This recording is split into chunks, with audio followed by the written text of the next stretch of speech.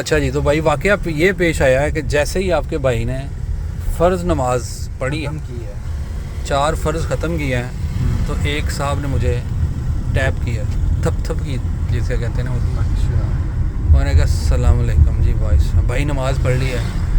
میں نے کہا جی بالکل نماز پڑھ لی ہے۔ انہوں نے کہا بھائی نماز پڑھ لی، اچھا یہ تو دیکھیں آپ ماشاءاللہ گاڑی سے اترے ہیں، اللہ نے آپ کو کتنا زبردست قسم کا نوازا ہے کہ وہ جو ہے آپ یہاں پہ نماز کے لیے اترے ہیں، تو یہ تو اللہ خاص کرم ہے میرے بھائی۔ میں بھی نماز کے لیے جو ہے نا وہ یہاں آیا ہوں، انٹر ہوں۔ اچھا اب میرے لیے نا تھوڑا تذبذب تھا جب یہ بندہ میرے پاس آ کے نماز اس نے شروع کی ہے نا، ایٹ دیٹ پوائنٹ ہی میں نے سمجھا یار یہ بالکل پاس آئے کیوں اس نے شروع کر دی نماز۔ خیر وہ ہوا یہ کہ بھائی جان انہوں نے، میں سمجھا میری کہ انہوں نے نماز میں وہ غلطی نکال دی۔ اگر سب پوائنٹ نوٹ کر رہے ہیں نا میرا، اچھا آئی تھاٹ کہ یہ میری کو نماز میں نے غلطی نکالیں گے آپ، میں کہ مولانا صاحب میرے ساتھ آ گئے۔ اب بھائی صاحب نے بات شروع کی ہے، بھائی جان دیکھیں اللہ جو ہے نا میں مسجد میں آ کے اللہ سے مانگتا ہوں، میں 9 سال پہلے میں نے بی اے کیا تھا، نوکری کوئی نہیں ملی، پھر میری شادی ہو گئی، میری بیوی چلی گئی، پھر میرے بھائی کی بیگم کے ساتھ میری شادی ہو گئی، بکاز وہ اس کی ڈیتھ ہو گئی، اب میرے بچے ہیں، میری ماں ہے، تو ہم جو ہے نا وہ میں ان کو پال رہا ہوں، یہ وہ سارا کچھ۔ میں کہا جی حکم کریں۔ اب then I came to the point کہ بھائی جان نے پیسے، اب بات چلتے چلتے بھائی جان آگے نکل گئی۔ بھائی جان نے کیا کہا ہے مجھے کہ انہوں نے نا ساتھ ہی چھیڑا کہ دیکھیں ماشاءاللہ آپ آئے ہیں، اللہ نے آپ کو توفیق دی ہے۔ میرا مقصد ہرگز جو ہے نا وہ کوئی دقت نہیں ہے، بٹ دیکھیں اللہ نے آپ کو کیسی توفیق دی۔ میں کہا جی آپ حکم کریں۔ بھائی جان میں نہ کو آئی فون مانگ رہا ہوں، نہ بھائی جان میں کو گاڑی کی دعا کر رہا ہوں یہاں پہ۔ بھائی دیکھیں بھائی جان جو ہے کہ مجھے 10,000 روپے چاہیے، 10,000 سے نہ گزارا ہو جائے۔ اب میں نے کہا یار اچھا ٹھیک، میں سنتا رہا، میں کہا جی حکم کریں۔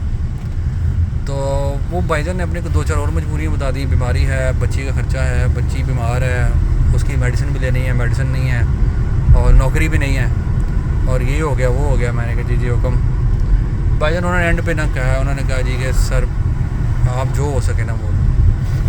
میں نے کہا جی آپ اپنا کو جائز کیش، ہاں رائٹ ہی جی، میں نے آگے سر انہوں نے کہا میں کہ اپنا کو جائز کیش مجھے نمبر دے دیں، میں آپ کو پیسے بھیج دیتا ہوں۔ انہوں نے کہا سر میں آپ کو بات بتاؤں، بندہ بڑا پکا تھا، بندہ واز کوائٹ فٹ۔ اس نے کہا جی میں آپ کو بات بتاؤں سر، پرسوں نا میں ایک دوست کے پاس پیسے مانگنے چلا گیا، آپ نے یہ چگلی نہیں فیل کرنی، آپ نے یہ چگلی نہیں فیل کرنی۔ کہتا ہے بھائی جان آپ نے چگلی نہیں فیل کرنی، میں نے اپنے ایک دوست کو نا کہا ہے کہ مجھے پیسے بھیج دو، سم میرے پاس ہی، موبائل کل کسی نے پک کر لیا میرے جیب سے نا، مجھے موبائل بھی میرے پاس نہیں رہا۔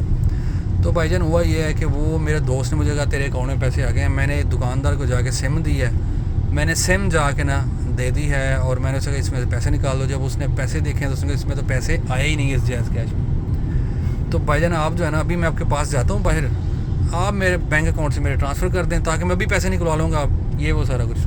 میں نے کہا یار بات سنیں، ابھی بقیہ نماز پڑھتے ہیں، بقیہ نماز پڑھنے کے بعد جو نا ہماری ایک زبردست قسم کی ڈبیٹ کرتے ہیں، اس پہ بات کر لیتے ہیں، آپ کو دے دیتے ہیں، آپ کی خدمت کرتے ہیں۔ اب پنگا یہ تھا، اب ہم اللہ کے گھر میں ہم نماز پڑھ رہے ہیں، اور دیکھیں وہ بندے نے کیسے زبردست طریقے سے ٹریپ کیا کہ یہ اب میں نے اس کو اللہ کا کہہ دیا، اب یہ بندہ ہلے گا نہیں۔ خیر جیسے ہی میں نے اسے کہا کہ بقیہ نماز پڑھیں، نماز پڑھ کے نکلتے ہیں پھر آپ کی خدمت کرتے ہیں، تو وہ بھائی جان جیسے ہی بندہ نماز پڑھی ہے ختم کی ہے، میں نے بس اللہ سے دعا کی ہے، دعا کر کے باہر آئے ہیں، تو پھر جو ہمت تھی اس کی ہم نے مدد کر دی۔ یہ کچھ ماجرا تھا جس کی وجہ سے آپ دونوں پریشان تھے کہ چکر کیا چل رہا ہے، کہ میں لیٹ بھی ہو گیا ہوں اور باہر میں ایک بندے سے بات بھی کر رہا ہوں، اور جو آپ لوگوں کے لیے مجھے لگتا ہے تھوڑی سی وہ تھی ایک ششدر تھی۔